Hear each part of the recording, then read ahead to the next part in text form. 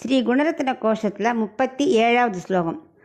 பிரணமத் அனுவிதித்சாவாசனானம் ரமக்ரே பிரணயீ பரிச்சிசீஷா குஞ்சிதம் பார்ஷ்வகேன கனகநிகஷ சஞ்சத் சம்பகஸ்ரக்ஸமான பிரவரமிதம் உதாரம் வர்ஷ்ம வாசாம் அபூமிஹி. இப்போ இதுக்குள்ள அர்த்தத்தை பார்க்கலாம். ஸ்ரீ ரங்கநாயகியே, உன்னை கண்டு வணங்க நிற்கும் அடியார்களுக்கு உத்தம பெண்கள் போன்று நீயும் பதில் வணக்கம் செய்வதால் உனது திருமுடியானது சற்றே சாய்ந்து உள்ளது. உனது கணவன் ரங்கநாதன் அருகில் இருப்பதால் அவனது திருமேனியில் உன்னுடைய மென்மையான திருமேனி பட்டவுடன் எழுந்த கூச்சம் காரணமாக உனது திருமேனி ஒரு பக்கம் ஒடுங்கி உள்ளது.